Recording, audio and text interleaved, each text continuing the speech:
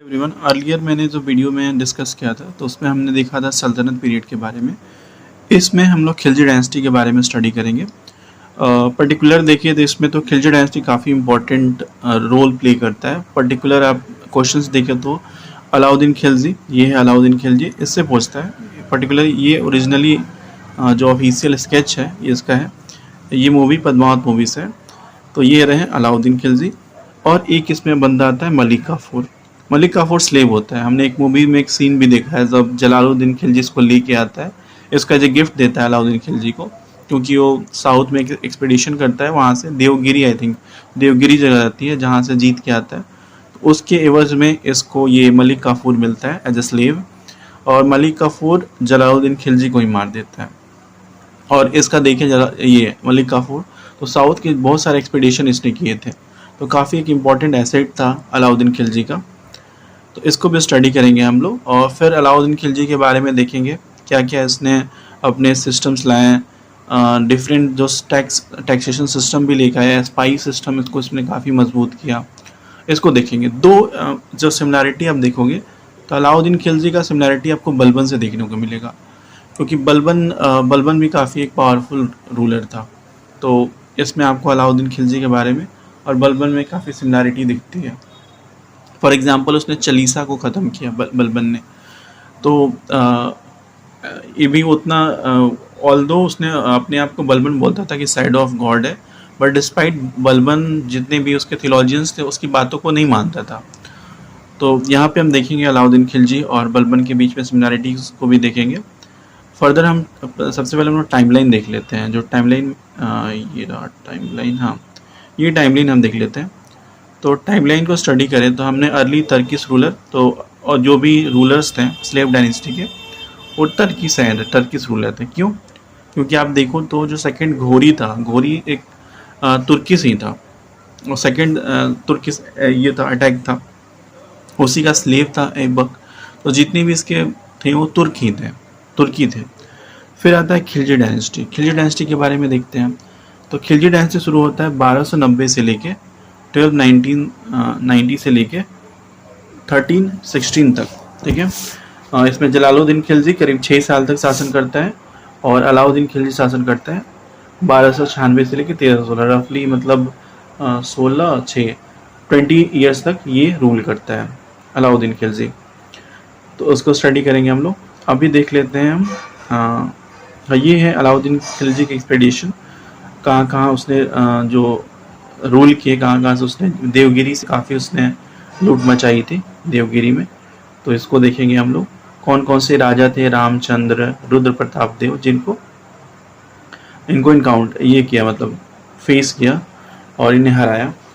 मलिक काफूर का एक important role इसमें दिखता है। तो ये अलाउद्दीन खिलजी के कैंपेन्स हैं। एक इम्पॉर्टेंट आप डिफरेंस देखोगे जो स्लेव डायनेस्टी का है, कि अगर स्लेव डायनेस्टी में देखें तो स्लेव डायनेस्टी इसी एरिया में कन्फाइंड था, यहाँ तक, मतलब कि दिस वाले एरियाज में कन्फाइंड थे, ये इससे बाहर नहीं आए। ये साउथ वाले साइड में एक्सपीडिशन नहीं किए। क्यों नहीं किए?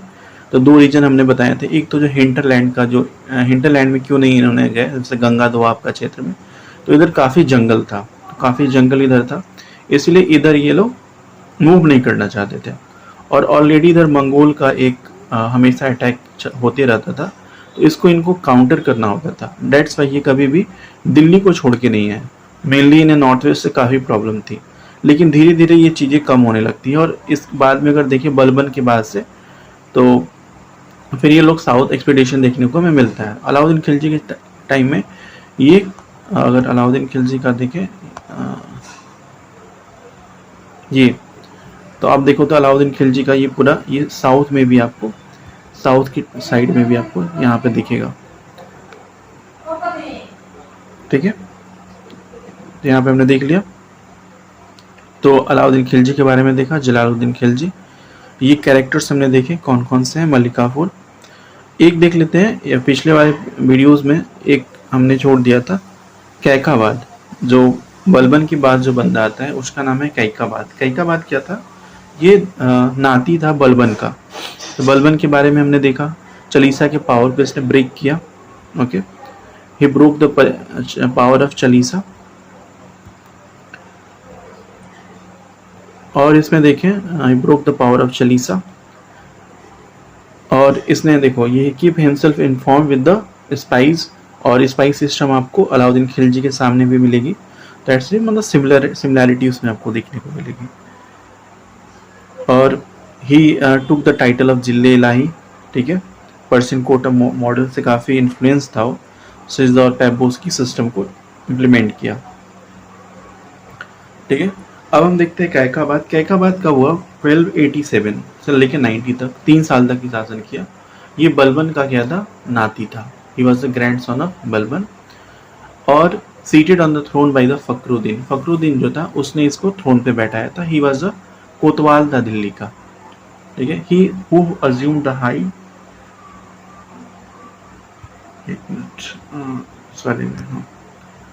High political authority during the last days of Balban, but Kaiqubad was killed by the Khilji family. और कैकाबाद को कौन मारता है, खिलजी के फैमिली का बंदा कोई मारता है। They saw the end of slave dynasty and beginning of the Khilji dynasty, ठीक है। एक बंदा है आयने मुल्क मुल्तान, ये क्वेश्चन पूछा गया था, ये घटना चक्र का क्वेश्चन है। आयने मुल्क मुल्तान, ये बंदा ऐसा है जिसने खिलजी, तुगलक और फिरोजा शाह तुगलक ये तीनों के रूल के समय में सर्व किया था, तो उनके दरबार में था। आयने मुल्क मुल्तान, तो ये नाम याद रखना है, फैक्चुअल चीज़ें हैं। अभी हम खिलजी डायनेस्टी को देखेंगे। सबसे पहले हम लोग जलालुद्दीन खिलजी के बारे में देख लेते हैं। तो जलालुद्दीन खिलजी का आप देखो तो मोस्टली आप यहाँ पे देखोगे जलालुद्दीन खिलजी इस वाले पीरियड में, ये मुल्तान का पीरियड एरिया है, यहाँ पे खिलजी डायनेस्टी जलालुद्दीन के टाइम में थी। इधर आपको चंदेल दिख जाएंगे खुजराओं में, यहाँ पे परमार दिख जाएंगे, इधर वघेल दिख जाएंगे। तो फिर बाद में आप अलाउद्दीन खिलजी के पीरियड में आओगे, लेटर ऑन जब देखते हैं इधर पूरा एक्सपेंशन होता है। तो शुरू करते हैं जलालुद्दीन खिलजी से 1290 से लेके 96। Mainly Jalaluddin Khilji founded the Khilji dynasty, बस इतना ही याद रखना है, यही इंपॉर्टेंट है। और अर्लियर आपने देखा ही मूवीज में कि कैसे अलाउद्दीन खिलजी जलालुद्दीन खिलजी को मार देता है। और फिर मलिक काफूरी से मिलता है, वहीं से जलालुद्दीन खिलजी से देता है, और ये भतीजा चाचा ही होता है इसका जलालुद्दीन खिलजी। अब आता है अलाउद्दीन खिलजी। अलाउद्दीन खिलजी के बारे में देखते हैं। और अलाउद्दीन खिलजी, ये रहा अलाउद्दीन खिलजी, 1296 से लेके 1316 तक रहता है। 1296 से 1316, करीब 20 ईयर्स तक ये रूल करता है। He was the nephew and the son-in-law of the Jalaluddin Khilji. Alauddin Khilji killed him and succeeded the throne in 1296. Okay, he was the first Turkish Sultan of Delhi who separated the religion from politics. वो पहला तुर्की सुल्तान होता है जो religion को politics से अलग करता है। ये बहुत इंपॉर्टेंट पॉइंट है। तो अलाउद्दीन खिलजी की एक चीज है कि उसने पॉलिटिक्स और रिलीजन को अलग रखा। He said the kingship knows no kinship. Okay, kingship knows no kinship, मतलब जो राजशाही है, जो राजा का रूल है, does not recognize the blood relation, जो भी किन के रिलेशंस होते हैं उसको रिकॉग्नाइज नहीं करता। और इसमें आपको ये जो जलालुद्दीन खिलजी को मारता है वहाँ से आप रिलेट कर सकते हो आप। तो किंगशिप नोज नो किंगशिप, उसको आप रिलेट कर लो कि वो अपने चाचा को ही मार देता है, तो वो किंगशिप को वैल्यू नहीं देता, उसको बस ये है कि रूल करना है एज ए किंग। अगर आपको रूल करना है तो आप किसी को भी मार सकते हो। ये रूल था अलाउद्दीन खिलजी का। तो ये था फर्स्ट तुर्की सुल्तान था जिसने सेपरेट किया रिलीजन को पॉलिटिक्स से। इसके इम्पीरियलिज्म को देखते हैं, कहाँ इसने एनेक्सेशन किए। तो आप देखो ये है एनेक्सेशन गुजरात में 1298 में। तो हम लोग देखते हैं पिक्चर के थ्रू। रणथंबोर को 1301 में, मेवाड़ 1303, मालवा 1305, जलौर 11, और हाँ यहाँ पे जो डेक्कन में जो भी इनकी एक्सपेडिशन हुए मलिक काफूर ने किया था। मलिक काफूर ने रामचंद्र जो यादव रूलर थे देवगिरी के, उनको हराया। प्रताप रुद्रदेव ये काकेटे रूलर थे वारंगल के, इन्हें हराया। वीर बल्लाभथरी ये होयशाला रूलर थे द्वार समंदर को, इनको हराया। और वीर पांड्या ये पांड्या रूलर थे मदुरई के। तो मलिक काफूर ने काफ़ी काम आसान कर दिया अलाउद्दीन खिलजी का। तो एनेक्सेशन काफ़ी हुए इसके टाइम में, अलाउद्दीन खिलजी के टाइम में। इसको हम लोग मैप के थ्रू देखते हैं, जो एनसीईआरटी के नोट्स थे वहाँ से काफ़ी क्लियर हो जाएगा आपको। तो यहाँ से देखें तो गुजरात में 1290, हाँ गुजरात में था कितना, इट इज़ 1296, गुजरात 1298, तो 1298 में इसने गुजरात का एक्सपीडिशन किया। 1298 गुजरात को उसने अपने कवर में लिया। 1301 में इसने रणथंभौर को कवर किया, वहाँ कैप्चर किया उसे। 1302 और 1303 के पीरियड में ये वारंगल पे अटैक करता है, वारंगल पे अटैक करता है ये। फिर आप देखो यहाँ पे तो 1303 में चित्तौड़ पे अटैक करता है, जो राजस्थान का पार्ट है।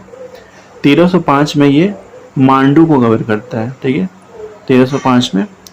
और 1296 में देखिए तो ये कारा से ये देवगिरी में भी अटैक करता है अलाउद्दीन खिलजी। फिर आप 1305 से 1305 में मांडू से होते हुए मांडू पे अटैक करता है। देन आफ्टर मालवा, ये मालवा का पठार इस साइड में राजस्थान के पास है, वहाँ पे अटैक करता है ये। तो उसके बाद से फर्दर हम देखें तो ये रहा मलिक काफूर के एक्सपीडिशन। देवगिरी में इन्होंने एक सेटअप कर लिया, काफ़ी लूट मचाई थी इन्होंने। अलाउद्दीन खिलजी एक्चुअली में 1296 में आप देखो तो ये पीरियड में एक समझाता हूँ, जो 1296 में है ये उस समय रूल नहीं था। अलाउद्दीन खिलजी मतलब उसका सबऑर्डिनेट था, जो उसका चाचा है, चाचा रूल कर रहा था। तो देवगिरी में काफ़ी लूटपाट मचाई थी इसने। तो अगर आप रूल देखो फर्स्ट अलाउद्दीन खिलजी का तो ये क्लियर हो जाएगा। फर्स्ट यहाँ पे देखते हैं 1296, ठीक है, 90 to 96। अब क्लियर हुआ। यहाँ पे जो 96 दिखा रहा है 1296, तो इसने देवगिरी पे जाके अटैक किया था। और वहीं देवगिरी पे अटैक करके जब वो आता है वापस, जो मूवी में भी वो सीन दिखाते हैं कि दिखाता है काफ़ी खुश होता है जलालुद्दीन खिलजी और उसको ऑफर करता है मलिक काफूर को एज अ गिफ्ट। तो वहाँ वहीं पे मार देता है अलाउद्दीन खिलजी जलालुद्दीन खिलजी को। तो यही कारा होते हुए ये अटैक किया होता है देवगिरी में। तो ये जो 1296 का पीरियड है ये अलाउद्दीन खिलजी ने एज अ किंग नहीं रूल अटैक किया था, ही वॉज अ सबऑर्डिनेट, मतलब एज अ उसका पपेट था, वहाँ पे उसका अंडर था जलालुद्दीन खिलजी के अंदर। और बाकी जितने भी एक्सपीडिशन है उससे किसने किए थे, वो अलाउद्दीन खिलजी ने किए हैं। तो देवगिरी आपने देख लिया। फिर देवगिरी से आपको द्वार समुद्रम के रूलर कौन थे, वीर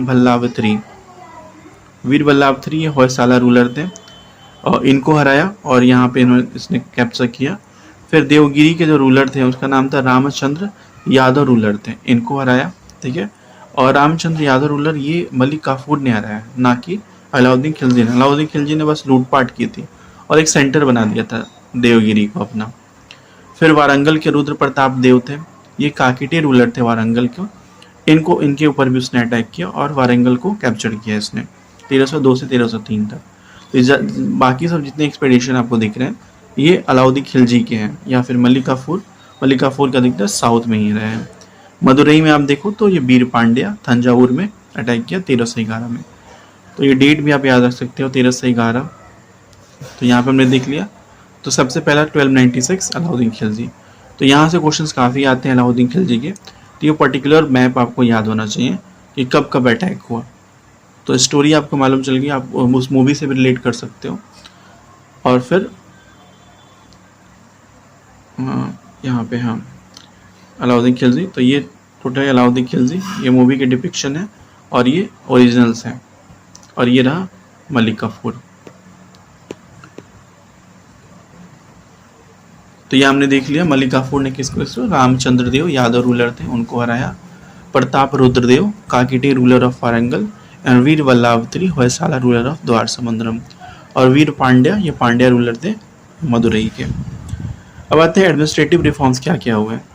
तो इसने 4 ऑर्डिनेंस लाया, ठीक है, इसको ताकि जो भी नोबल्स प्रॉब्लम कर रहे हैं उसको उससे बचा जाए। क्योंकि नोबल्स का जो प्रॉब्लम था आपने सल्तनत ये स्लेव डायनेस्टी में देखा कि कैसे रजिया को परेशान किया गया। फिर ये नसीरुद्दीन मोहम्मद आता है, वो पायस रूलर होता है, लेकिन फिर भी बलबन के टाइम में भी ये सब चीज़ें चलती हैं जो नोबल्स होते हैं। ऑल्दो चालीसा का जो प्रॉब्लम था वो तो ख़त्म कर देता है बलबन, लेकिन स्टिल इसको ये मालूम था अलाउद्दीन खिलजी को, हमें अगर कंट्रोल करना है then we have to create a to clear this obstacle of nobles. तो उसको ख़त्म करना है। तो इसने 4 ऑर्डिनेंस किया। पहला ऑर्डिनेंस था कि जो रिलीजियस एंडाउमेंट, मतलब जो दान मिलते हैं, जो दान किनको मिलते थे, तो यही जो नोबल्स थे इनको दान में जो मिलते थे, जो इकताज मुक्तीज का जो था सिस्टम, तो इनको रिलीजियस जो एंडाउमेंट मिलते थे, तो कहा गया कि अब आपको ये एंडाउमेंट्स नहीं मिलेंगे। और जो फ्री ग्रांट ऑफ लैंड, ये सब बंद किया गया नोबल्स के लिए, कॉन्फिस्केट कर दिया गया, उसे बंद किया गया। सेकेंड ऑर्डिनेंस में क्या हुआ, उसने स्पाइस सिस्टम को रीऑर्गेनाइज किया। बलबन ने भी ये काम किया था स्पाइस का। थर्ड ऑर्डिनेंस उसने लाया कि इसने वाइन को क्या जो यूज़ था उसको प्रोहिबिट किया। और फोर्थ ऑर्डिनेंस था इसका कि इसने कहा था कि कोई भी नोबल सोशल गैदरिंग में नहीं जाएगा, and they should not intermarry without his permission. तो इसने नोबल्स जो भी थे, जो थियोलॉजियंस को ही नोबल्स बोलते हैं उस समय, जो इस्लामिक स्कॉलर्स होते थे, तो कहा गया कि आप कोई भी सोशल गैदरिंग नहीं करोगे। क्यों? अगर आप सोशल गैदरिंग करोगे then you will be agenda, आप कोई ना एक एजेंडा बनाओगे, कोई एक मोटिव बनाओगे, तो वो क्या है, जो किंगशिप को काफ़ी चैलेंज कर सकता है किंग को। तो इसलिए उन्होंने इस गैदरिंग को बंद किया और मैरिज को भी इन्होंने बंद किया, क्योंकि उनके बीच में एक इंटीग्रेशन धीरे धीरे शुरू होने लगेगा। डेट्स वाई ये 4 ऑर्डिनेंस लाया। तो फर्स्ट ऑर्डिनेंस क्या लाया, नोबल्स को उसने कंट्रोल करने के लिए, और लास्ट वाला भी नोबल से ही रिलेटेड है। सेकेंड और थर्ड बस याद रखना है। सेकेंड जो था, second one is related to the spice system and the third one is related to the wine. तीसरा वाइन से रिलेटेड है, ये स्पाइस सिस्टम और ये वाइन। तो 2 नोबल से रिलेटेड है। लास्ट वाला है कि आप इंटरमैरी नहीं कर सकते हो, कोई भी सोशल गैदरिंग नहीं कर सकते हो। उसने सिस्टम दिया दाग का system, branding of horses and चेहरा। तो ये देख लेते हैं। और बलबन ने क्या दिया था, बलबन ने दिया था सजदा एंड पैबोस, मतलब वो पैर छूने वाला जो था, पैर किस करना, तो उस शुरू किया था बलबन ने। इसने क्या किया था, दाग मतलब ब्रांडिंग ऑफ हॉर्सेस। प्रॉब्लम क्या थी, ये हॉर्सेस की सही से ब्रांडिंग नहीं हो पाती थी। जिसने ब्रांडिंग शुरू किया हॉर्सेस का, मतलब ब्रांडिंग मतलब पहचान कि ये घोड़ा कौन है, किसका है, किस पार्टी का है। चेहरा मतलब जो सोल्जर्स थे उनका एक चेहरा बनाना कि उनको रिकॉग्नाइज किया जा सके ये किस दल से हैं, कौन से ही रहते। तो दाग एवं चेहरा का सिस्टम इंट्रोड्यूस किया। Alauddin ordered that the all land was to be measured and the share of state shall be the fix। जितने भी लैंड है उसको मेजर किया जाएगा और जो स्टेट का शेयर है उसको फिक्स किया जाएगा। तो ये भी एक इम्पॉर्टेंट पॉइंट है, क्योंकि अलाउद्दीन खिलजी ने ये काम किया था। बाद में आप देखोगे कि अकबर के टाइम में भी ये होता है, शेरशाह सूरी के टाइम में भी होता है। तो ये एक इम्पॉर्टेंट पॉइंट है कि इसने ऑर्डर किया था अलाउद्दीन लैंड को मेजर करने के लिए, और उसके हिसाब से शेयर एक स्टेट का फिक्स होता था। इसने स्पेशल ऑफिसर मुस्तक राज को अपॉइंट किया, किसके लिए, कलेक्शन ऑफ रेवेन्यू, कि जो भी रेवेन्यू आते हैं उसका खराज। देखो खराज जो है ना, खराज इसीलिए टैक्स का था, इसलिए आप खराज से याद कर सकते हो कि खराज मतलब टैक्स सिस्टम था इसका। तो मुस्ताक खराज, तो खराज मतलब कि जो रेवेन्यू कलेक्ट करने वाले ऑफिसर्स हैं। उसके बाद फर्दर नीचे हैं, और जो भी पेजेंट्स थे, जो फार्मर्स थे, उनको पे करना था land revenue as a produce, pay कर सकते थे वो जो भी वो उपजा रहे हैं उसके लिए। Alauddin sought to fix the cost of all commodities for the purpose he set up the 3 market. अब ये भी इंपॉर्टेंट है, 3 मार्केट। हमें क्या बेसिक जो हम लोग देते हैं, रोटी कपड़ा मकान, ठीक है। तो यहाँ पे भी यही होता है, 3 मार्केट में पहला क्या देखेंगे, रोटी। रोटी यानी कि first market food grains, okay. Second is the for the रोटी कपड़ा, इसे याद होगा। थर्ड थोड़ा डिफरेंट है, वहाँ मकान देख रहे थे, यहाँ पे लोग क्या देखेंगे, यहाँ पे लोग स्लेव्स,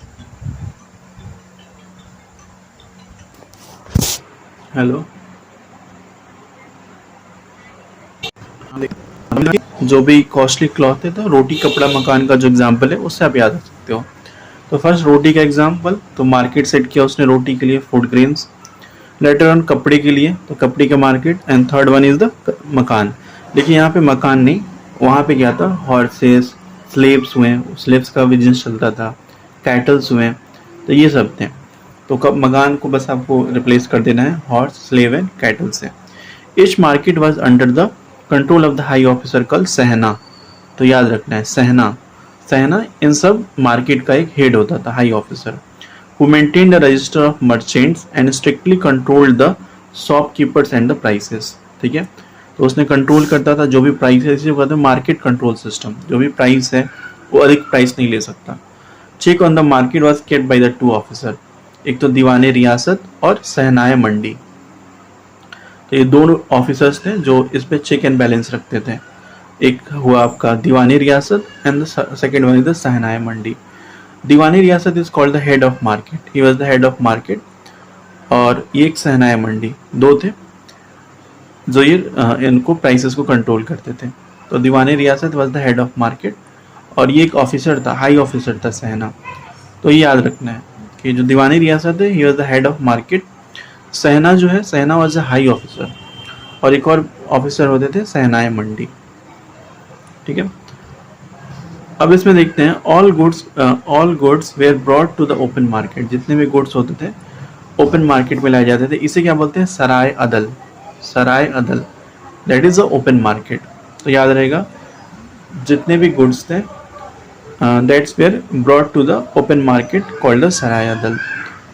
तो ये कुछ टर्म्स हैं जो याद रखने हैं। हाई ऑफिसर सहनाए, वही सहनाए मंडी भी बोलते हैं हाई ऑफिसर्स को। Diwani Riyasat was the head of market, और जो ओपन मार्केट है that is called the Sarai Adal. Many forts were built by him, most important thing was the Alai fort. Alai किला इसने बनवाया।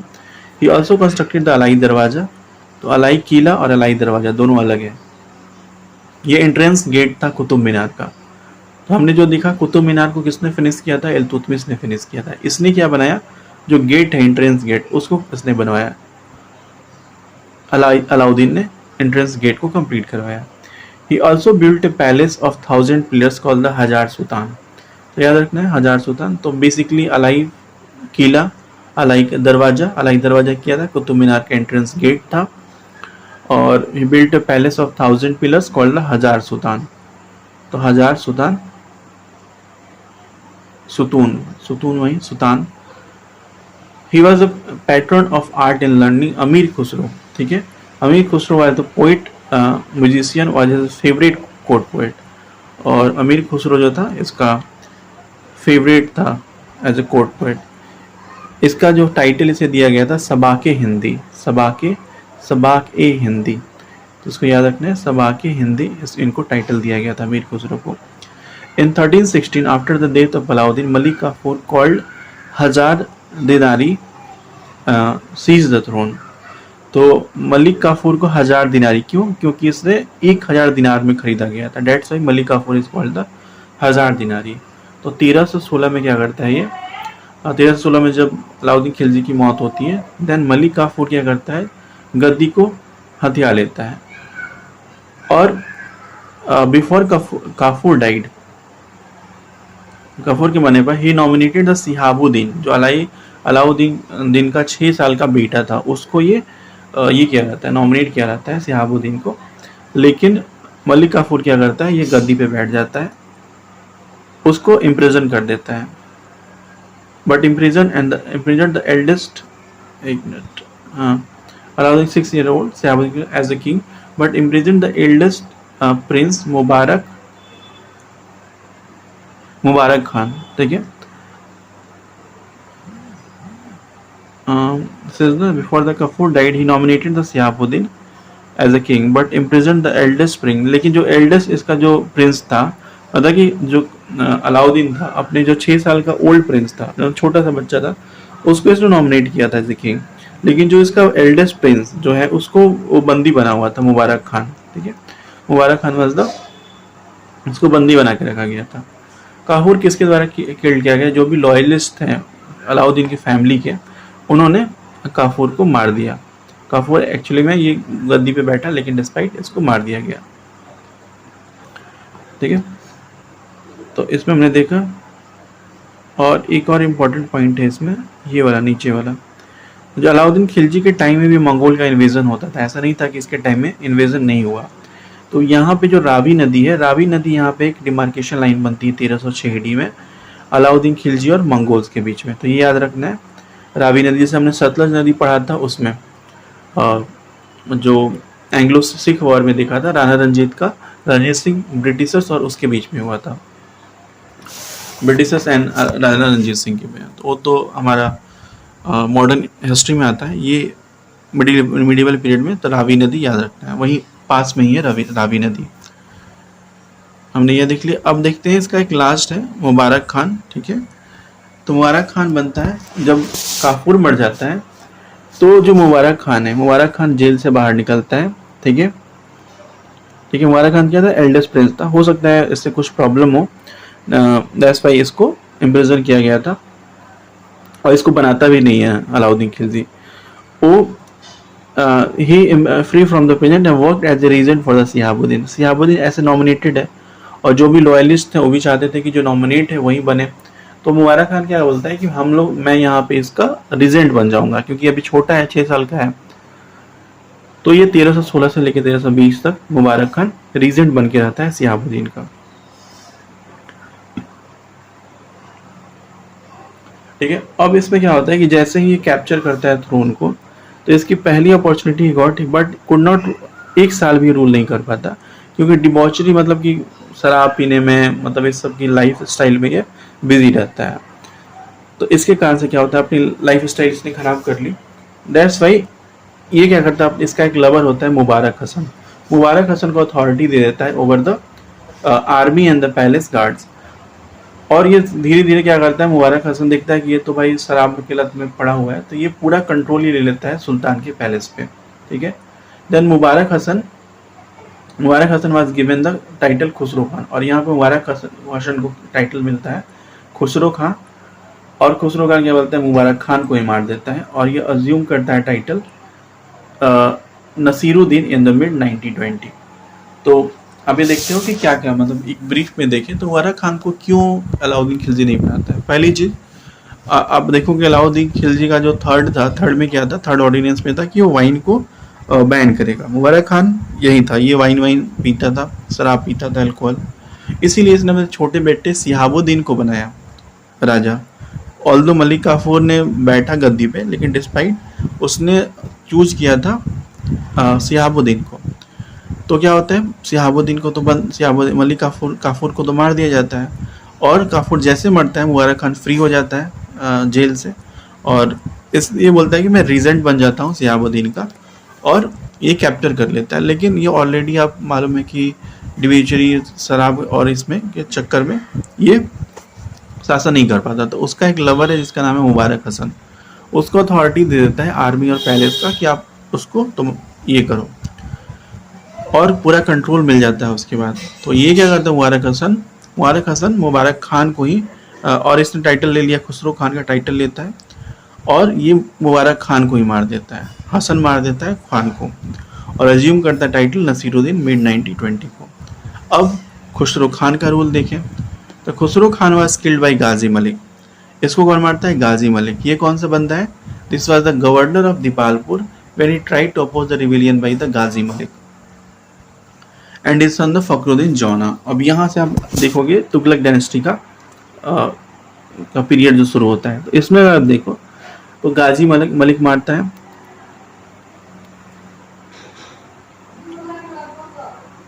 और जो रिवेलियन होता है गाजी मलिक, तो गाजी मलिक ये गवर्नर होता है दीपालपुर का, और उसका बेटा है फखरुद्दीन जौना। ये क्या करता है कि जो रिवेल कर देते हैं इसके खुसरो खान के बाद। तो खुसरो खान निकलता है, और खुसरो खान को ही गाजी मलिक मार देता है, और इस तरह से क्या होता है, पूरी तरह से खिलजी डायनेस्टी खत्म होती है। And this establish the Tughlaq dynasty on the throne of Delhi, और इसके बाद से तुगलक डायनेस्टी दिल्ली में एस्टैब्लिश हो जाती है। ओके, तो हमने ये देखा।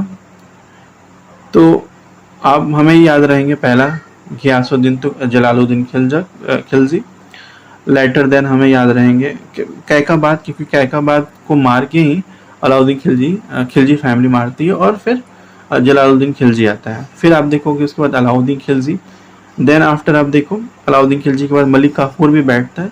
ऑल्दो शिहाबुद्दीन जो है नॉमिनेटेड है, नॉमिनेट किया गया था अलाउद्दीन खिलजी के कारण, और मुबारक खान एल्डेस्ट प्रिंस है। डिस्पाइट क्यों बैठाया जाता है इसको शिहाबुद्दीन को, क्योंकि जो मुबारक खान है वो वाइन पीता है, अल्कोहल और डिवीचरी में शामिल है, डेट्स वाई उसको नहीं बनाते हैं। लेकिन क्या करता है जो खिलजी डायनेस्टी वो लॉयलिस्ट होते हैं कि अलाउद्दीन खिलजी को, जब ये देखते हैं कि काफूर बैठा है तो काफूर को मार देते हैं और मुबारक खान बोलता है मैं रीजेंट बन जाता हूँ शिहाबुद्दीन का, लेकिन ये फिर शराब की लत में पड़ जाता है और मुबारक खान दे देता है हसन को कि हसन बेटा तुम चलाओ ये पूरा जितना पैलेस है, मैं तो अपने लाइफ स्टाइल में बिजी हूँ, शराब पीने में बिजी हूँ। इसी का फ़ायदा उठाता है मुबारक खान, खुसरो खान अपना नाम बदलता है और फिर मार देता है मुबारक खान को और नसीरुद्दीन का टाइटल ले लेता है। लेकिन खुसरो खान भी मरता है। कौन मारता है इसको? गाजी मलिक।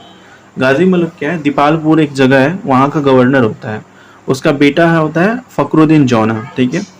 और ये दोनों रिवेल करते हैं और खुसरो खान जब अपोज करने जाता है इनके रिवेलियन को तो खुसरो खान मर जाता है, यानी कि मुबारक हसन मर जाता है, मार दिया जाता है। और यहाँ से खलजी डायनेस्टी खत्म, तुगलक डायनेस्टी आ जाती है और गाजी मलिक ही जो है घियासुद्दीन तुगलक के रूप में ये लेता है, टाइटल लेता है। तो यहाँ से हम लोग नेक्स्ट वीडियो में देखेंगे हम लोग इसके तुगलक डायनेस्टी के बारे में कुछ टर्म्स देख लेते हैं। हाँ, ये मुबारक खिलजी, इसने खलीफा का ये लिया था, खलीफा का पोजीशन लिया था। तो एक मुबारक खिलजी तो याद रखना है, एज ए पॉइंट याद रखेंगे हम, ठीक है। तो यहाँ से क्लियर हुआ। तो हमने खिलजी डायनेस्टी के बारे में देख लिया, आइने मुल्क मुल्तान के बारे में कि कैसे किया। तो बेसिक है, पहले ऑर्डिनेंस आपको याद रखने हैं, सिंपल 4 ऑर्डिनेंस है। पहला और लास्ट किससे रिलेटेड है? नोबल से रिलेटेड है। सेकंड और थर्ड देखें तो second spice system, third one related to wine. फिर रोटी कपड़ा मकान, वहाँ से आपको जो 3 मार्केट है उसको याद रहेगा। फिर सहनाया मंडी याद रहेगा आपको, सहना क्या था? हाई ऑफिसर्स थे। और दीवानी रियासत, head of the market. Sarai Adal, that is the open market. ये सब रिफॉर्म्स थे। और टैक्सेशन सिस्टम को आगे भी हम लोग देखेंगे। और टैक्स था घर पे, ग्रेजिंग पे, ये सब पे टैक्सेस लगते थे। यहाँ पे घर, टैक्सेस और ग्रेजिंग पे लगते थे। फिर कहाँ से इन्वेड किया वो हमने दिखाया मलिक काफूर के बारे में। और टाइम पीरियड भी हमने देख लिया। तो कब से कब है? 1290 से लेके 1320 तक खिलजी डायनेस्टी रूल करता है। तो एक बार टाइमलाइन लेते हैं हम लोग। टाइमलाइन ये रहा टाइमलाइन, 1290 से 1316। मैंने इसलिए 1316, अलाउद्दीन खिलजी मरता है 1316। उसके बाद से जो भी रूलर्स हैं, कौन कौन से रूलर्स हैं रिकॉल करते हैं फिर से। वो तो खिलजी के बाद उसके बाद आता है शिहाबुद्दीन को होना चाहिए, मलिक काफूर रिवेल करके उसमें बैठ जाता है। लेटर ऑन कौन आता है? लेटर ऑन हम देखें तो उसके बाद से उनका एल्डेस्ट प्रिंस है मुबारक खान या डिविचरी में है, वाइन पी रहा है, डेट्स वाई मुबारक खान नहीं बनता, वो रीजेंट बन जाता है एज। और फिर उसके बाद से देखते हैं खुसरो खान को गाजी मलिक मारता है। गाजी मलिक गयासुद्दीन तुगलक का नाम लेता है और यही तुगलक डायनेस्टी इस्टेब्लिश होती है, ठीक है। खिलजी का आप ये देख लो कौन कौन से एरियाज हैं। देवगिरी है, देवगिरी का पार्ट इसने कैप्चर कर रखा है।